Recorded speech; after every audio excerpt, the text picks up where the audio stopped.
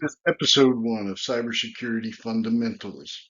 Cybersecurity Fundamentals is a series of short 5 to 15-minute videos designed to give the viewer a quick understanding of the technologies, best practices, threats, and defensive techniques that are prevalent and affect users on the internet and in corporate networks around the world. We designed these informational videos with everyday users of computing technologies in mind. In today's episode, we'll be covering DNS basics. Please enjoy the video, and we hope that you will walk away from the video with a better understanding of DNS. DNS basics. So what is DNS? The domain name system is a naming database in which internet domain names are located and translated into internet or IP addresses. The domain name system maps the name people use to locate a website to the IP address that a computer uses to locate that website. What are the three main benefits of DNS? The benefits of DNS are that domain names map to new IP addresses if the host IP address changes. They're easier to remember than IP addresses.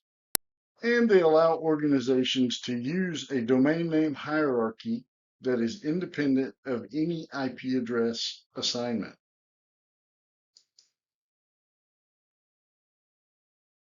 What are DNS servers?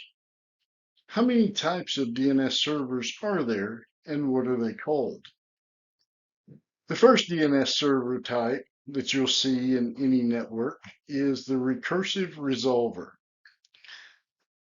A recursive resolver, also known as a DNS recursor, is the first stop in a DNS query. The recursive resolver acts as a middleman between a query from a web client, or as many people know, a web browser. A recursive resolver will either respond with cached data or send a request to a root name server, followed by another request to a TLD name server, and then one last request to an authoritative name server. After receiving a response from the authoritative name server containing the requested IP address, the recursive resolver then sends the response to the client.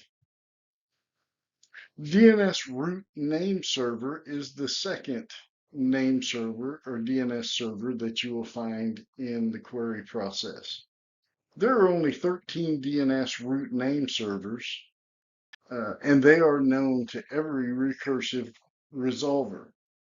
And they are the first stop in a recursive resolver's quest for DNS records.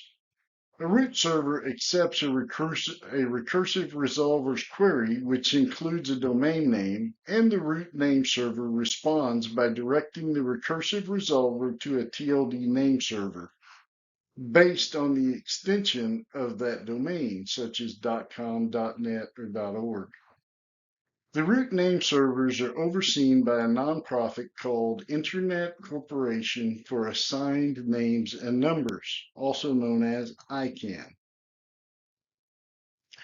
The third server in the list of domain servers that you will find in the query process is a TLD name server, also known as a top-level domain name server.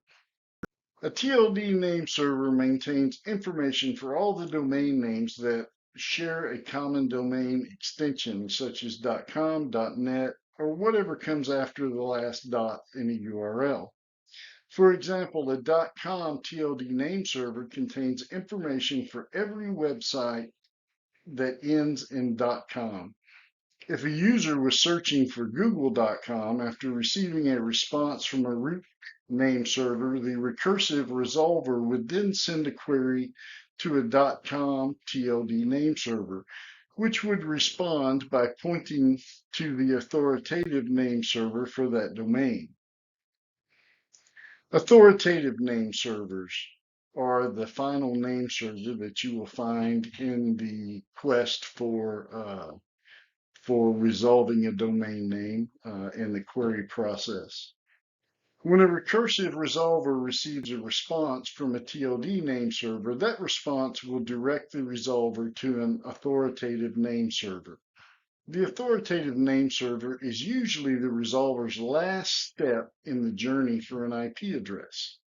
The authoritative name server contains information specific to the domain name it serves, for example, google.com. And it can provide a recursive resolver with the IP address of that server found in a DNS record. Or if the domain has a CNAME record alias, it will provide the recursive resolver with an alias domain. At this point, the recursive resolver will have to perform a whole new DNS lookup to procure a record from an authoritative name server, often an A record containing an IP address, if a CNAME record is found.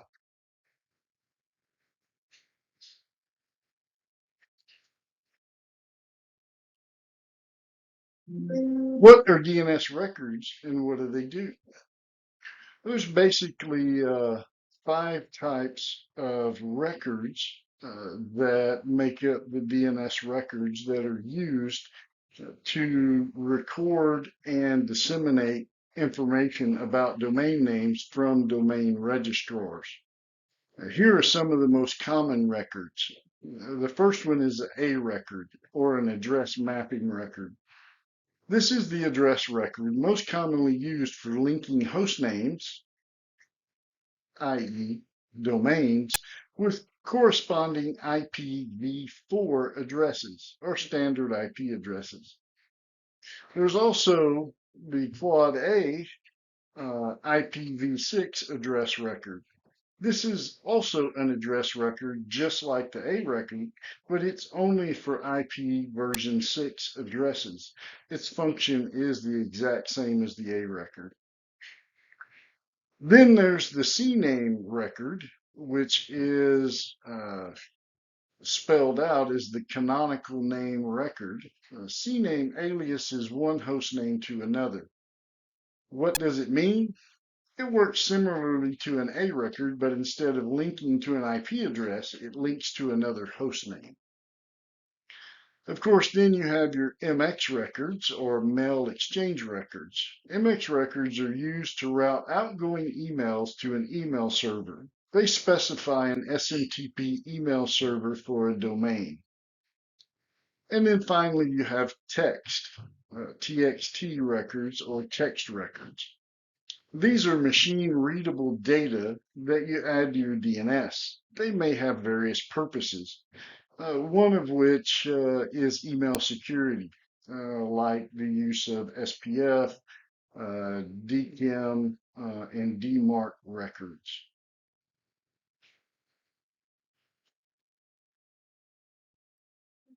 Well, here's a drawing, a layout of the process of DNS resolution in the different steps that it goes through. So we'll start all the way over at the left. The user enters a web address or domain name into a browser. The browser then sends a message called a recursive DNS query to the network to find out which IP or network address the domain corresponds to. The query goes to a recursive DNS server, which is also called a recursive resolver and is actually managed by the internet service provider in most cases. But in the case of like a corporate network, there may be a recursive DNS resolver within that corporate network. If the recursive resolver has the address, it will return the address to the user and the web page will load. If the recursive DNS server does not have an answer, though, it will require a series of other servers in the following order. DNS root name server, top-level domain servers, and authoritative name servers.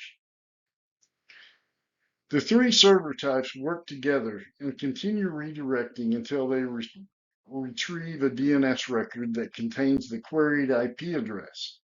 It sends this information to the recursive DNS server, and the web page the user is looking for loads.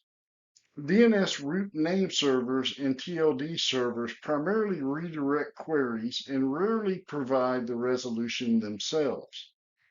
The recursive server stores or caches the A record from the domain name, which contains the IP address. The next time it receives a request from for the domain name, it can respond directly to the user instead of querying for other servers. This does save quite a bit of time.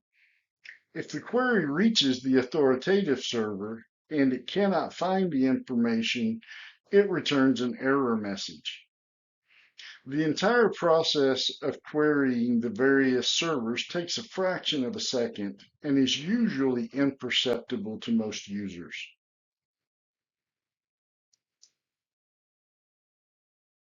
I want to thank you for watching. You can check for our next episode of Cybersecurity Fundamentals or this episode on YouTube. We also post them on LinkedIn as well as Twitter. So thank you again for watching, and we hope to see you very soon. Have a great day.